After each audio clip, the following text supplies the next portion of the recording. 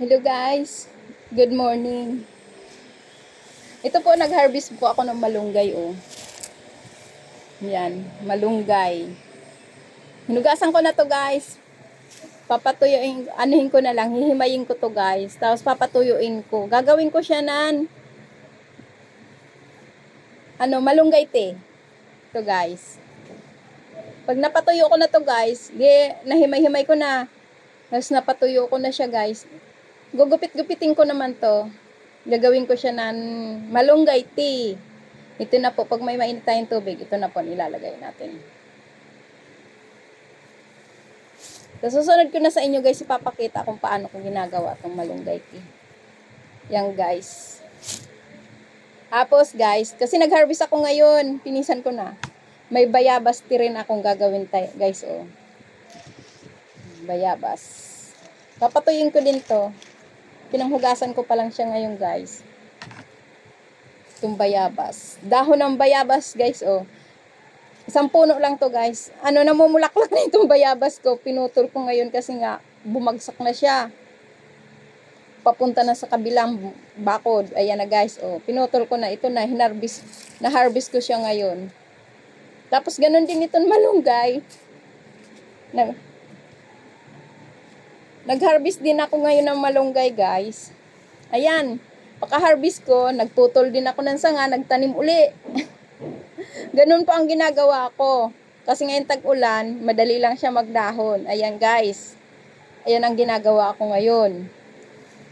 Pag mayroon tayong tinanim, mayroon po tayong aanihin. Gagawin kaya marami to guys. Ginagawa kong malunggay tea.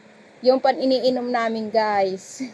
O alam na ninyo guys kung paano ko to, kung bakit ang dami-dami kong malunggay. Sasabihan na nakapanood yung nakakakilala sa akin, ang dami-dami palang malunggay niya doon. Tapos pagpunta niya doon sa puno ko, kaunti na lang ang laman guys. Kasi hindi sa pagdadamot guys. Kaya ako nagtanim para hindi na po ako bumili nito na malunggay. Kasi may lupa naman dyan na bakantin luti. Ngayon tinaniman ko muna guys. Sa ngayon nakakalibre ako ng malunggay kasi nagtanim ako. Kaya ngayon mayroon akong aanihin. Ayan guys, sabi ko sa kanila, kuha lang sila doon ng malunggay. Kung gusto nila. Ayan, may mga tinanim na naman, nagtanim na naman ulit po ako ng malunggay ngayon. Ayan guys. Ganun lang ang ginagawa ko dito. Magtanim para mayroon ka pong aanihin. Malunggay na lang po kasi yun iba kong tanim wala. Wala. Sipag at tiyaga lang talaga guys para may herbal ka na iniinom.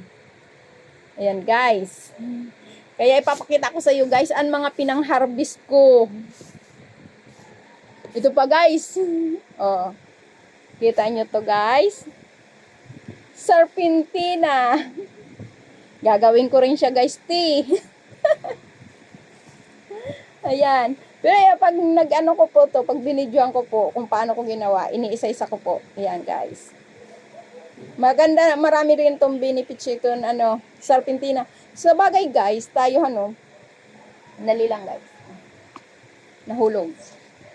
Tayo guys, di ba pagdating nga sa gamot guys, pahiyangan lang po tayo sa gamot. Kung ano yung hiyang sa atin na iniinom ko, nagagamot tayo guys, yung mga tablitas, capsule, ganun. Pahiyangan lang tayo guys, or liquid. Pero dito guys, sa serpentina, hindi ako dito hiyang. Mr. Kon hiyang dito. Tapos, itong malunggay guys, maganda rin kasi ito. Maganda to sa puso natin guys. Malunggay. So, sa may mga asthma, itong malunggay guys, maraming benefits, vitamins pa siya guys. Ang dami-dami nating makukuha dito sa malunggay. Kaya tayo ay magtanim para mayroon tayong aanihin. Pagdating sa bayabas guys, ito rin. Maganda rin to sa pagtatae. Antibiotic din to guys. Ayan. Sa susunod pag binidyo ko to guys, pag natuyo na to, gugupitin ko. Doon ko sasabihin sa inyo guys ang mga benepisyo nito. Ganon din yung malunggay. Yan guys. Ang daming benefits sa malunggay guys. Guys, thank you for watching. Bye-bye!